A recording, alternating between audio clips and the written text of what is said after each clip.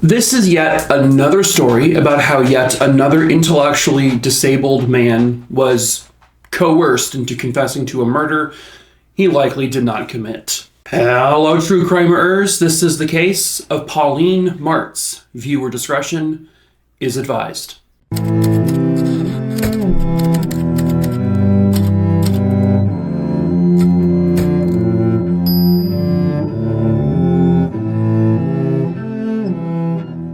Quick before we get started, of course, if you're new to the channel, hello, my name is Mike. I tell true crime stories here on YouTube thrice weekly, Mondays, Wednesdays, and Fridays. So please subscribe and give this video a like if you are into this kind of weird and creepy thing. I also tell short form true crime stories over on TikTok, where I have about 3 million or so followers.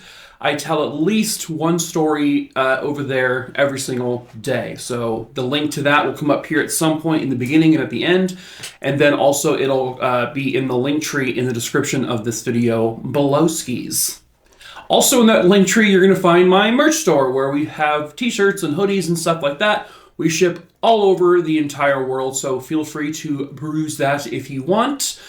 And then if there's a case you want me to cover, just email me. My email is listed below. Just email me the name of the person or the name of the case, where it happened, when it happened. I'll add it to my list. I have over 5,500 names on there, so it may be a while before I get to that case, but I will get to it eventually. I pick my cases at random, to be fair, so there it is. All right, well, let's just get into today's case. Pauline Cuba Martz was born on June 30th, 1906, and she was born in, and I'm probably going to say this wrong, Koshkonong in Missouri. And at the time of this case, she's living in Aurora, Missouri. Unfortunately, I really don't have any information on Pauline and like who she was, and I don't really see any kind of obituaries for her. I see that at one point she was married and had a spouse who died in 1966, but that's really, unfortunately, all I know. At the time this story took place, which was in April of 1986, Aurora, Missouri was just one of those super small towns, had a population under 10,000 people. This was a community where basically everybody knew everyone's name, you knew everyone's business. It was very like close-knit kind of thing. But the community would be rocked by a horrific murder. It was approximately 8 p.m. on April 13th, 1986. The house on 601 West Pleasant Street was on fire. When firefighters arrived, the house was completely engulfed in flames. And the images I'm showing, by the way, are just recreations for educational purposes only, you know? And these are recreations from the show Unsolved Mysteries. It took some time for the firefighters to get the fire out, but once they did, they found, unfortunately, in the smoldering remains of this home, a completely charred human body. Eventually, the coroner would say that this individual died of smoke inhalation, and so they were alive when the fire was roaring through their home. They had been tied up. They were bound at the feet and at the wrists. And so they knew that this was not an accidental fire, this was a deliberately set fire, and this was a murder. The victim eventually was identified as 79-year-old Pauline Martz. Pauline had been bound with rope and also duct tape. She also had injuries to her chest and her head, and these were blunt force injuries. However, whatever was used to do that was not at the crime scene. Obviously, with this being such a small town, everybody knew about this happening just within minutes. And so everyone was just terrified of like, you know, is there a murderer going around our town? Are they going to strike again? And police, you know, had this pressure put on them to get this thing solved ASAP. And they appeared to have it solved ASAP. But did they? Police had picked up a person named Johnny Lee Wilson. He was a 20-year-old who lived in the community. He lived with his mother and his grandma. Johnny was known in the community, and he was known to be intellectually disabled. He had an IQ of, I think, less than 70 or around 70. And he basically, doctors would say he had the mind of a third or fourth grader at 20 years old. Johnny was never known to be a violent person. He was always known to be the super quiet and shy kid. He was a kid who had manners, who would say please and thank you, and he was just always regarded as a good kid who didn't seem to ever do anything wrong. He never got in trouble with the law, but for some reason they picked him up and questioned him about Pauline's murder. Apparently, on the afternoon of the eventual murder, Johnny had dropped his bike off at Pauline's house. Pauline was good close friends with Johnny's grandma, who he lived with. The reason why he left his bike there is because there were kids around town who bullied him all the time, and he knew they would, try to destroy his bike if he put it somewhere where they would think to look for it. Because he was constantly mocked, he was ridiculed and bullied, like I said, and all of this was because he was intellectually disabled, and they made fun of him all the time for it. But even with that, he still always remained in a really good mood, and he was always even happy to the people who bullied him. He was super friendly to them. But when police brought him in, this was apparently because, so on the night the fire happened, this obviously drew in a lot of attention. And Johnny was seen there at the fire with the big crowd, not on his own. And he was seen there talking to his 18-year-old friend, Gary Wall. Gary Wall was also intellectually disabled. Johnny says that he briefly talked to Gary and just said, "Hey, how's it going? Oh my gosh, I can't believe this happened." They're like, all of the town is looking at this fire happening. And that was the conversation Johnny said happened. Gary Wall, however, for some reason was questioned by police, and he said that was not the conversation he had with Johnny. He said that Johnny said that he knew that Pauline was in the house tied up and burning, and that if Gary said anything to anyone about it, he would beat him up. Johnny would beat up Gary. And so police took that as Johnny knew what happened to her, and so he must have killed her. And so they brought him in and they questioned him for hours and hours. Well, sorry, they didn't really question him. They told him what he did to Pauline. They just kept berating him and saying, "He did this. We know you did this. How did you do this?" It sounds a lot very similar to me of like the Brendan Dassey situation with Teresa Halbach, Stephen Avery making a murderer case, where he would literally respond to the police with, I don't know, like constantly. That's all he really said. He was giving them nothing, and he clearly knew nothing about the murder. But they kept saying to him that he did it, that he was responsible for it. And they just kept bullying him, essentially, and pressuring him until he finally confessed. He said, "Okay, I did it." And later on, he would say, "Well, that was the biggest mistake of my life because I didn't do it." He said at the time, because of his low IQ and he wasn't really aware of what was even going on, he thought if he just gave them what they wanted right then and there, that he would be okay. Because he would get rid of the bad policemen who were yelling at him, and that it would make it stop. And they kept saying to him, like, "Well, how did you do it?" And he said, "Well, I don't know." And then they're like, "Well, did you do this? Did you tie her up?"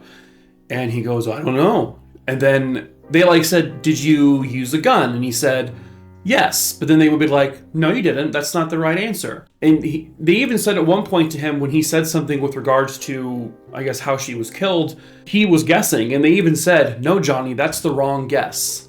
They took all of this as a confession, and it's so frustrating. But he was then charged with her murder. His mom and grandma would give him a pretty rock-solid alibi on top of everything. So earlier that afternoon, Johnny had spent some time with a friend, and they were just recording records, I guess. And then a little bit later that afternoon, Johnny was observed mowing the lawn, or a neighbor's lawn. He did that to make some extra cash. And then I think it was his mom or grandma, again, I'm not 100% sure, but picked him up from this lawnmower thing. And this was around 5 p.m. And then right when they got home, Johnny's friend from earlier that day came back over, and they were hanging out a little bit until about 7 p.m. And then Johnny and his mom would hang up posters in Johnny's bedroom after that. At 7:30 p.m., they got in the car, Johnny included. They dropped off some letters at a mailbox. They then went to a grocery store called Ramey's Supermarket. They left the store at about 8 p.m. Multiple witnesses would corroborate that Johnny was there. When they left the store at 8 p.m., they heard the sirens of the fire trucks and the police vehicles. And they got into the car, and that's when they drove up to the scene with the whole crowd there now watching. And that's when Johnny got out of the car and talked to his friend. Again, people, not only is this like an alibi from his blood relatives, his mom and his grandma, he also had people who saw him at the supermarket and various other places. There's no way he could have done this. It just wasn't possible. Police didn't care. It was signed, sealed, delivered. He confessed. People saw him earlier that day, before all of this. People saw him dropping his bike off at her house, and so that meant to them that he must have been there at the time of the fire many, many hours later.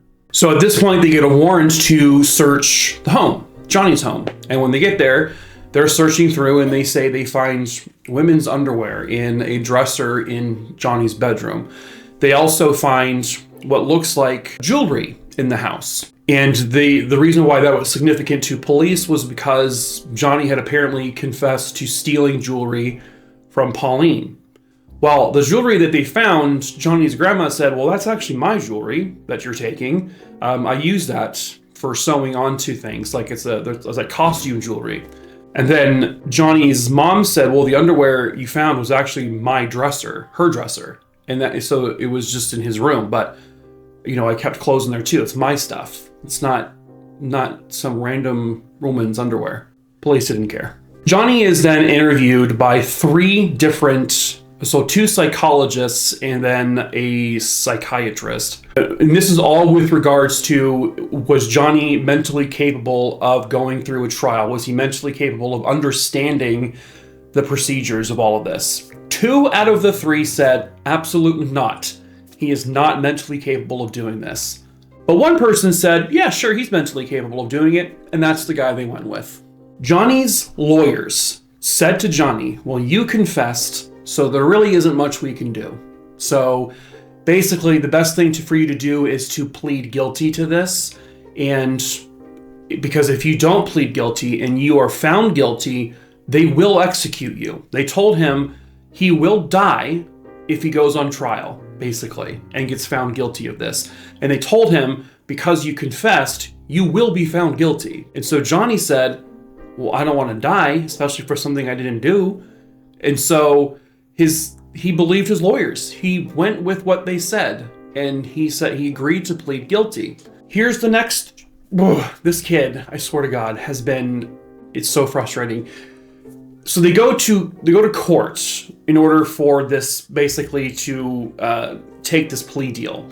So Johnny takes the stand, and he's being asked by the judge if he understands what all of this means. Johnny says, I have no idea what this means. He kept saying, he literally just kept answering the judge with, I don't know, I don't know, I don't know. The judge then asked him, do you want to plead guilty? Johnny straight up said, no, I do not. But they told me I would die if I didn't do this. And now, any other situation ever, a good judge would be like, okay, I'm not accepting this plea deal because he clearly doesn't understand what a plea deal is. He was told he would be killed if he didn't plead guilty, and he doesn't understand any of this, and he doesn't want to plead guilty. So, boom, rejecting that, we're going to trial. You would think, right? Nope. The judge said, all right, that's good enough for me. I am accepting his plea deal, and Johnny Lee, you are convicted of the murder of Pauline Martz. You were sentenced to life in prison, and that's it. That's it for you. And so, Johnny sat in his prison cell, completely alone, and he was essentially forced to go there because people, the police department, his own lawyers, everyone just completely turned against him, and they just basically made him the scapegoat. On February 11th, 1988, a humongous break would come. A 31-year-old man named Chris Brownfield, who was already in prison at this point for accessory to another murder, he said, I heard that this Johnny kid took the blame for the murder of that old woman, Pauline. And he goes that but he couldn't have. And the reason why is because I did it, or I was there when it happened. I'm to blame, partially, for Pauline Martz's murder. The accessory to murder he was in prison for happened just 2 weeks after Pauline Martz's case, and it also happened to be the murder of another elderly person. And he had done both of these murders. The primary person, I guess, was a man named Bruce Moore. And so what he told police was that on the day of the murder, he and his friend Bruce had been tipped off that Pauline Martz had a lot of money and jewelry in her home by just some local. They heard that from a local person. And so they would break into her home. And they found her in the house. They woke her up out of bed and they tied her up and were trying to force her to say, "Where's the money? Where's the jewelry?" And she wasn't apparently cooperating.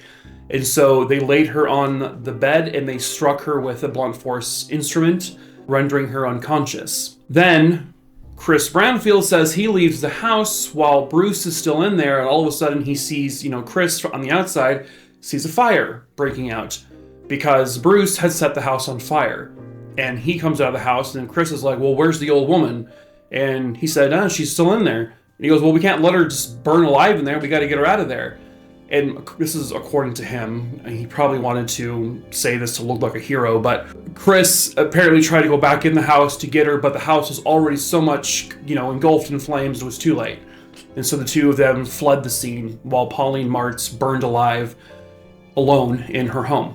One thing that was never, ever released to the public was that in the house, in the charred house, they found a stun gun.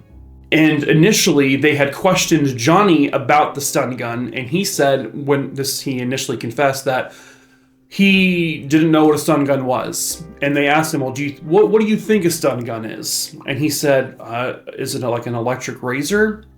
He had no idea. But this was never released to the public. And so when Chris Brownfield went to police to confess that he was the one responsible, he told them that, "Hey, you probably also may have found a stun gun in the house."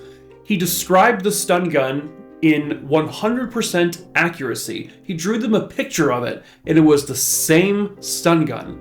No one would have known that except for the people who killed Pauline. This small town of Aurora found out about this, and they just went crazy about it because most of those people didn't think Johnny was guilty. And they erected this big billboard that said something like, "Johnny Lee Wilson is the boy in prison without a trial." And now we have this person who is literally admitting to the murder, but people seem to be like, "Yeah, we got the guy though." So police would come out and say, well, there were elements to Chris's confession that were not accurate. He couldn't even describe what Pauline looked like. And so there were elements of his confession that did not match or line up. But that's also not totally out of the ordinary. I mean, he was only in there for a short amount of time, and when you go through, I'm sure, all of that, you're bound to lose some memories of some things. So eventually, a former sheriff's deputy named Dustin Toller, he began to investigate kind of these claims and was trying to dig into, well, is Johnny an innocent man in prison? So he goes through every single report on this case. He looks through every box of evidence, and there is not a single trace of physical evidence that put Johnny in that house or connected him directly to the murder at all. Not one piece of physical evidence at all. What hinged on the prosecution's case was the stolen jewelry that they claimed they found in Johnny's home, and the women's underwear, who would have been similar underwear that Pauline would have worn. But then, this new detective or retired person learned that the jewelry was actually, the grandma's jewelry, and it was confirmed to basically be costume jewelry. And the evidence they had wasn't like jewelry that Pauline even owned. And the underwear they confirmed, again, wasn't Pauline's. At the trial, those two things really hinged their case. Like, that was signed, sealed, delivered. That's how you knew Johnny did it. So in 1989, Johnny's new defense attorney, his post-conviction attorney, he is, with all of this, trying to get, at the very least, a new trial.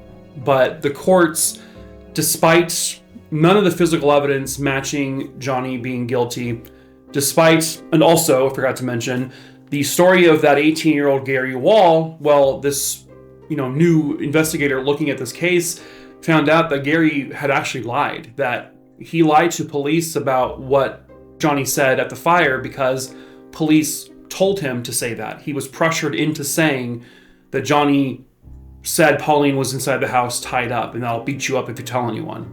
Johnny never said that at all.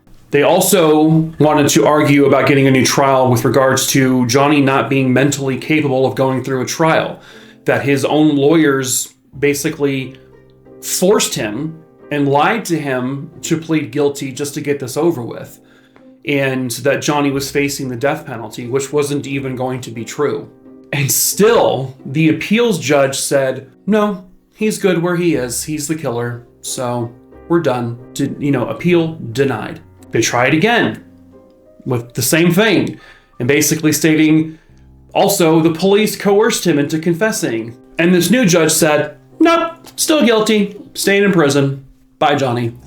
It wouldn't be until September of 1995, roughly 9 years in prison for Johnny, that the then governor of Missouri would pardon Johnny Lee Wilson, stating that Johnny was coerced into confessing to this murder, that it was more than evident, based on the transcripts, based on the video, based on the audio of these recordings of the confession, that the police fed him all of the information to saying what they wanted him to say.